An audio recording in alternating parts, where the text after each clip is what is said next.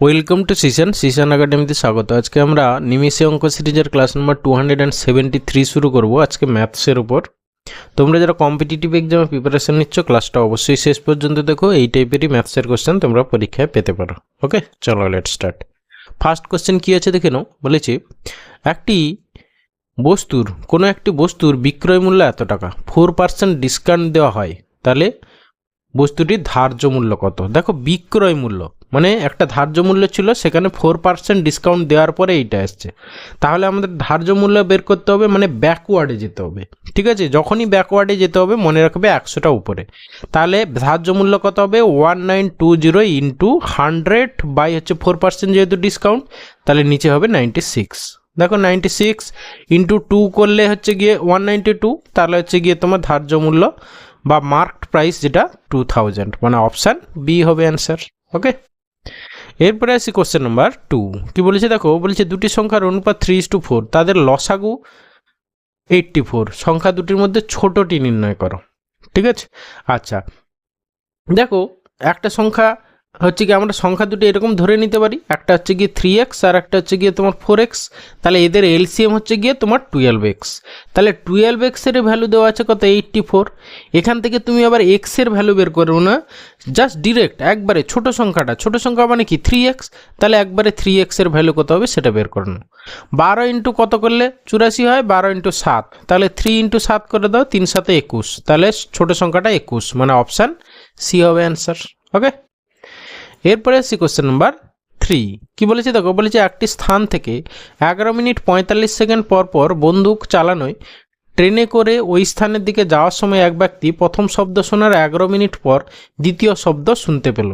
দেখো শব্দটা ওখানে ফায়ারিং কিন্তু 11 মিনিট 15 সেকেন্ড পর পর। ঠিক আছে, কিন্তু ওই ব্যক্তি ট্রেনে করে যেহেতু ওই দিকে যাচ্ছে, সেই জন্য সে 11 মিনিট 45 সেকেন্ড পর না শুনে 11 মিনিট পর শুনছে। তাহলে ট্রেনটির গতিবেগ নির্ণয় করো। মানে এখানে দেখো এই যে 45 সেকেন্ডে শব্দটা এদিক থেকে এদিকে আসছে, আর ওই ভদ্রলোক ট্রেনে করে এইদিকে যাচ্ছে, তাহলে 45 সেকেন্ডে শব্দটা যে দূরত্ব অতিক্রম করেছে, ট্রেনটা 11 মিনিটে সেই দূরত্ব অতিক্রম করেছে।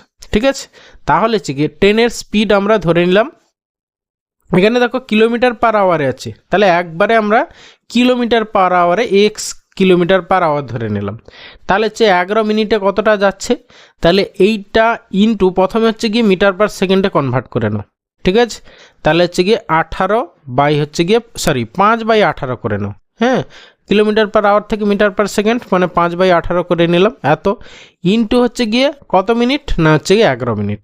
11 মিনিটকে তুমি সেকেন্ডে কনভার্ট করো, তাহলে 60 ইন্টু 11 এত সেকেন্ডে। তাহলে এত সেকেন্ডে ট্রেনটা যতটা যাচ্ছে, শব্দটা 45 সেকেন্ডে ততটা যাচ্ছে। ঠিক আছে, তাহলে গিয়ে তোমার তাহলে শব্দটা 45 সেকেন্ড, তাহলে 45 ইন্টু 330। ব্যাস, এখান থেকে সিম্পলিফাই করে যা হবে সেটাই এক্স এর ভ্যালু, আর সেটা ট্রেনের গতিবেগ। ওকে, দেখো আমরা যদি 11 দিয়ে কাটি, 11 3 33 30, তারপরে এখানে 30 দিয়ে এটাকে কাটো, 30 2 60, 2 2 9 18, এবার 5 কাটো, 5 9 45, তাহলে বুঝতেই পারছো এক্স ইকুয়াল টু 9 9 81 81, তাহলে অপশান ডি হবে অ্যান্সার। ওকে, এরপরে আসি কোশ্চেন নাম্বার 4। কি বলেছে, একটি যৌথ ব্যবসায় এর মূলধন বি এর 3 গুণ, এর সময়কাল বি এর দ্বিগুণ, বছরের শেষে বি 4000 টাকা লভ্যাংশ পেলে মোট লাভের পরিমাণ নির্ণয় করো। দেখো প্রফিট রেশিও শর্টে লিখছি পিআর ইকুয়াল টু কি না গিয়ে তোমার টাইম, ক্যাপিটাল ইন্টু টাইম। ঠিক আছে, তাহলে ক্যাপিটাল ইন্টু গিয়ে টাইম। তাহলে এবার এ আর বি এর আমরা যদি প্রফিট রেশিও বের করি, এ ইস টু বি, মানে পি আর profit ratio a is to b কত হবে না বলেছে। দেখো প্রথমে এর মূলধন বি এর মূলধনের 3 গুণ, তাহলে বি এর মূলধন এ এর মূলধন যদি 3 হয়, তাহলে বি এর মূলধন 1। ওকে, আবার বলেছি এ এর সময়কাল বি এর সময়কালের দ্বিগুণ, তাহলে তাহলে বি এর মূলধন যদি 1 গুণ হয়, সি এর মূলধন 3 গুণ, তাহলে 1 ইউনিট হলে এর 3 ইউনিট।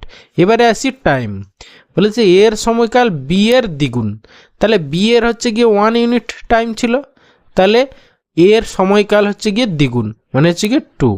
ব্যাস, তাহলে আমার 6:1 হলো। তাহলে টোটাল হচ্ছে গিয়ে দেখো এইখানে বি হচ্ছে বছরের শেষে 4000 টাকা পায়, তাহলে এই 1 ইউনিটের ভ্যালু হচ্ছে গিয়ে তোমার 4000 টাকা। ঠিক আছে, তাহলে মোট লাভ নির্ণয় করতে বলেছে, তাহলে মোট লাভ কি 6 × 7 ইউনিট, তাহলে 1 ইউনিটের ভ্যালু যদি তোমার 4000 হয় তাহলে 7 ইউনিটে 7 × 4 = 28000 টাকা, তাহলে অপশান ডি হবে অ্যান্সার। ওকে, এরপরে এসে কোশ্চেন নাম্বার 5, বলেছে এ একটি ঘড়ি বিকে 15% ক্ষতিতে বি ওই ঘড়িটি 204 টাকায় 20% লাভে সিকে বিক্রি করে, তাহলে এর ক্রয় মূল্য কত? দেখো একবারে এখানে দেখো একটা ভ্যালু দেওয়া আছে, ঠিক আছে, এই ভ্যালুটা হচ্ছে ফাইনাল, ঠিক আছে, মানে 204 টাকা এটা কি সি এর হচ্ছে ক্রয় মূল্য। ঠিক আছে, এবার সেখান থেকে প্রথমে বি এর ক্রয় মূল্য বের করব। দেখো বি ঘড়িটা হচ্ছে 20% প্রফিটে সিকে বিক্রি করেছে, তাহলে বি এর ক্রয় মূল্য মানে বি যেটা এ থেকে ক্রয় করেছিল তার ভ্যালুটা কী হবে, যখনই ব্যাকওয়ার্ডে যাব আমি বলেছি 100টা উপরে, তাহলে উপরে হয়ে গেল 100, নিচে হচ্ছে কি দেখো 20% যেহেতু প্রফিট, নিচে হচ্ছে 120 হলো, এটা হচ্ছে বি এর ক্রয় মূল্য পেলে। এবার দেখো এ হচ্ছে বিকে 15% ক্ষতিতে বিক্রি করেছিল, তাহলে এর ক্রয় মূল্য কত ছিল, সেক্ষেত্রেও 100টা উপরে, আর হচ্ছে গিয়ে তোমার 15% যেহেতু ক্ষতি, তাহলে 100 - 15 মানে হচ্ছে গিয়ে 85। ব্যাস, এটাকে সিম্পলিফাই করো, যা হবে সেটাই অ্যান্সার। ওকে, তাহলে 0 0 কাটলো, 5-এ কাটো 17, 5-এ 85, 17 দিয়ে এটা কাটবে, দেখো 17 × 1 = 17, 17 × 2 = 34, 12 12 কেটে গেল, তাহলে 5 2 × 10, তাহলে হচ্ছে গিয়ে 200 টাকা, তাহলে এর ক্রয় মূল্য ছিল 200 টাকা, মানে অপশান বি হবে অ্যান্সার। ওকে,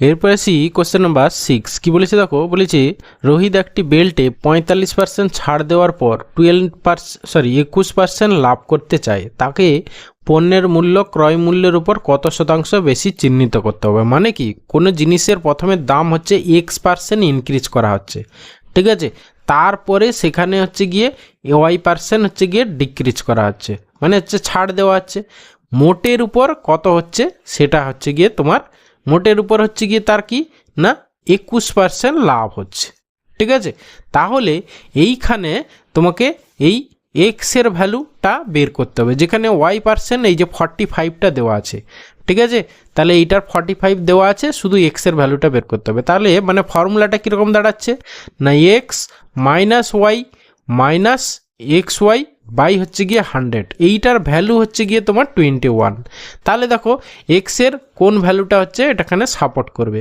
ঠিক আছে, তাহলে এক্স মাইনাস ওয়াই মানে হচ্ছে গিয়ে তোমার কত দেখো তোমার 45, ওকে, মাইনাস এক্স ইন্টু 45 বাই হচ্ছে গিয়ে 100 ইকুয়াল টু হচ্ছে গিয়ে 21। এবার আমরা অপশান টেস্ট করি, দেখো এখানে এই দুটো অপশান এ আর সি এ আর ডি হচ্ছে পয়েন্টে দেওয়া আছে, এই দুটো আমার ভাবার দরকার নেই, প্রথমে আমরা যদি অপশান বি টেস্ট করি দেখো তাহলে কত হচ্ছে দেখো 120 মাইনাস 45 কত হচ্ছে 120 থেকে তোমার 45 বাদ দিয়ে দাও, প্রথমে 40 বাদ দিলে 80 মানে হচ্ছে 75 মাইনাস উপরে হচ্ছে গিয়ে ধরো কত 120 ইন্টু হচ্ছে গিয়ে 45 বাই হচ্ছে গিয়ে 100, তো একটা শূন্য কাটলো, 5-এ 5 2 × 10, 5 9 45, 2-এ কাটো 2 6 12, 6 9 54, তাহলে হচ্ছে গিয়ে তোমার 75 মাইনাস 54 কত হচ্ছে দেখো তোমার 1 2, হ্যাঁ 21 সাপোর্ট করে যাচ্ছে, স্যাটিসফাই করে যাচ্ছে, তাহলে অপশান বি হবে অ্যান্সার। ওকে, এরপরে আছে কোশ্চেন নাম্বার 7, কি বলেছে জাস্ট এটা মুখেই দেখো স্কোয়ার রুটগুলো প্রথমে বের করে নাও, এইটার জন্য কত হবে, এটা হচ্ছে গিয়ে তোমার 8 হবে, আর এইটা হচ্ছে গিয়ে তোমার 9 হবে, এটা হচ্ছে গিয়ে তোমার 12 হবে, তাহলে কত হলো তোমার 12 আর 8 20 29, তাহলে 513 থেকে প্রথমে 29 বাদ দিয়ে দাও, ঠিক আছে, তাহলে 513 থেকে 29 বাদ দিলে আমাদের কত হচ্ছে সেটা আগে বের করতে হবে, 513 29, তাহলে হচ্ছে গিয়ে এখানে হচ্ছে গিয়ে তোমার 13 থেকে 9 9 4 13, তার এখানে হচ্ছে 10 থেকে 2 গেলে 8, তাহলে 484, তাহলে 484 কার বর্গমূল তোমার, এবার স্কোয়ার রুট অফ 484 বের করতে হবে, মানে হচ্ছে গিয়ে তোমার 28 হবে অ্যান্সার। ওকে, এরপরে এসে কোশ্চেন নাম্বার 8, বলেছে দুটি কল পি এবং কিউ যথাক্রমে 24 ঘন্টা এবং 18 ঘন্টায় একটি ট্যাঙ্ক পূর্ণ করতে পারে। যদি দুটি কল সকাল 11টায় খুলে দেওয়া হয় তাহলে ঠিক দুটায় ট্যাঙ্ক পূর্ণ করতে হলে কল বন্ধ করতে, আচ্ছা লাইনটা ভালো করে পড়ি, বলেছি তাহলে ঠিক 2 AM হ্যাঁ ট্যাঙ্ক পূর্ণ করতে কল পি বন্ধ করার সময় কি হবে, মানে বিকেল কখন বন্ধ করতে হবে। সকাল 11টায় হচ্ছে খুলে দিয়েছে দুটো একসঙ্গে, এবার রাত 2 AM মানে রাত 2টায় কলটা পূর্ণ হবে, মানে ট্যাঙ্কটা পূর্ণ হবে। বিকেলে কখন পিটা বন্ধ করে দিলে। দেখো অ্যাকচুয়ালি তোমার কিউ নলটা হচ্ছে পুরো টাইমটা কাজ করেছে, তাহলে আমরা ধরে নিই টোটাল হচ্ছে এক্স ঘন্টা টাইম লেগেছে, ঠিক আছে, 11টা থেকে এক্স ঘন্টা লেগেছে। আচ্ছা দেখো 11টা থেকে তোমার রাত 2, তাহলে ক ঘন্টা হচ্ছে, তোমার এখানে হচ্ছে 11টা, এখানে হচ্ছে 12টা মানে 1 ঘন্টা, তারপরে হচ্ছে গিয়ে আবার 12টা মানে হচ্ছে গিয়ে 12 ঘন্টা, 1 প্লাস এদিকে 12 ঘন্টা প্লাস হচ্ছে গিয়ে 2, তাহলে হচ্ছে গিয়ে 2 একে 3 2 5, তাহলে হচ্ছে গিয়ে টোটাল 15 ঘন্টা কাজ হয়েছে, ঠিক আছে। তাহলে এই 15 ঘন্টা হচ্ছে গিয়ে কি তোমার দ্বিতীয় পাইপ কিউটা হচ্ছে 15 ঘন্টা কাজ করেছে, তাহলে সে কত অংশ কাজ করেছে না 15/18, ঠিক আছে। তাহলে হচ্ছে গিয়ে আর এই পিটা কতক্ষণ করেছে আমরা ধরুন জানি না, এক্স ঘন্টা কাজ করেছে, তাহলে x/24, এই দুটোর যোগফল হবে গিয়ে তোমার 1 অংশ। ওকে, তাহলে এখানে একটু কাটাকাটি করে নিই আমরা। দেখো কাটাকাটি করতে পারো না করতে পারো, 3 এ কাটো, 3 5 15, 3 6 18, তাহলে আমাদের এলসিএম যদি আমরা করি তাহলে আলটিমেটলি একবারে 24টা ওইদিকে নিয়ে চলে গেলাম, 24 আছে, তাহলে এক্স প্লাস 6 4 24 5 4 20 ইকুয়াল টু হচ্ছে গিয়ে 24, তাহলে এক্সের ভ্যালু হচ্ছে গিয়ে তোমার কত না হচ্ছে তোমার 4। ওকে, তাহলে এক্সের ভ্যালু হচ্ছে গিয়ে 4, মানে হচ্ছে গিয়ে পি কলটা হচ্ছে তোমার 4 ঘন্টা কাজ করেছে, তাহলে 11টা থেকে 4 ঘন্টা, 12টা 1টা 2টো 3টে, তাহলে বিকেল 3টের সময় পি কলটা বন্ধ করে দেওয়া হয়েছিল। ওকে, এরপরে আসি কোশ্চেন নাম্বার 9, বলেছে যদি অনুজ 4 কিলোমিটার পর ঘন্টা গতিতে চলে তাহলে সে 6 মিনিট দেরিতে স্কুলে পৌঁছায়, কিন্তু যদি সে 5 কিলোমিটার পার ঘন্টা গতিতে চলে তাহলে সে নির্ধারিত সময়ের 6 মিনিট আগে পৌঁছায়, তার স্কুলের দূরত্ব বাড়ি থেকে কত। এই টাইপের কোশ্চেন কিন্তু পরীক্ষায় আছে। একবারে লিখবে রিকোয়ার্ড ডিস্টেন্স ইকুয়াল টু কি না হচ্ছে গিয়ে difference of product of 2 speed, মানে হচ্ছে গিয়ে 4 × 5 বাই হচ্ছে ডিফারেন্স অফ 2 স্পিড, মানে হচ্ছে 1 আওয়ার হবে, ইন্টু ডিফারেন্স অফ টাইম। দেখো 6 মিনিট প্রথমে দেরিতে ছিল, পরে হচ্ছে গিয়ে কি 6 মিনিট আগে, মানে অ্যাকচুয়ালি তোমার 12 মিনিট ডিফারেন্স, যেহেতু একটা দেরি একটা হচ্ছে গিয়ে আগে, তাহলে ডিফারেন্স হবে দুটোর যোগ, তাহলে 12 বাই হচ্ছে গিয়ে তুমি একে ঘন্টায় কনভার্ট করো, ঠিক আছে, বাই হচ্ছে গিয়ে 60। ওকে, তাহলে 5 4 20, 3 60, 3 4 12, তাহলে হচ্ছে গিয়ে তার বাড়ি থেকে স্কুলের দূরত্ব হচ্ছে গিয়ে 4 কিলোমিটার, মানে অপশান এ হবে অ্যান্সার। ওকে, এরপরে আসি question number 10 and final question, বলেছে একটি ফুটবল দলে 2 খেলোয়াড় পি এবং কিউ এর গড় ওজন হচ্ছে 38 কিলোগ্রাম, পি কিউ এবং তাদের কোচ টি এর গড় ওজন হচ্ছে 49 কিলোগ্রাম, তাহলে কোচের ওজন কত। ঠিক আছে, এবার দেখো 3 জনের গড় ওজন হচ্ছে গিয়ে 49 কেজি, তাহলে আমরা এই করতে পারি, তাহলে 3 × 49 হচ্ছে 3 জনের টোটাল, মাইনাস হচ্ছে গিয়ে 2 × 38, ব্যাস এখান থেকে যা হবে সেটাই অ্যান্সার। ওকে, দেখো তুমি ইউনিট ডিজিট যদি আমরা খেয়াল করি 9 3 27, 7 হবে, আর এখানে 8 2 16, 7 থেকে 6 মানে 1 হবে, সেক্ষেত্রে তোমার এইটা হবে না এইটা হবে না, এই দুটোর মধ্যে যে কোনো একটা অ্যান্সার হবে।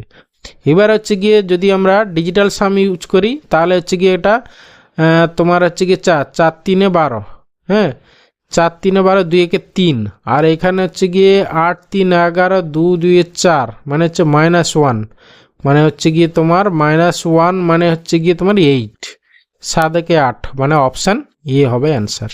ওকে, না হলে তুমি এই দুটোকে গুণ করে বিয়োগ করো, ঠিক আছে, গুণ করে বিয়োগ করলে কত হবে দেখো 49 × 3, তাহলে 9 3 27, 7 4 3 12, 13 14, আর এখানে হচ্ছে 38 2 8 2 16, 6 3 2 6 1 7 76, তাহলে এখানে হচ্ছে গিয়ে তোমার 1, এখানে হচ্ছে 7, দেখো 71 অ্যান্সার, তাহলে অপশান এ হচ্ছে অ্যান্সার।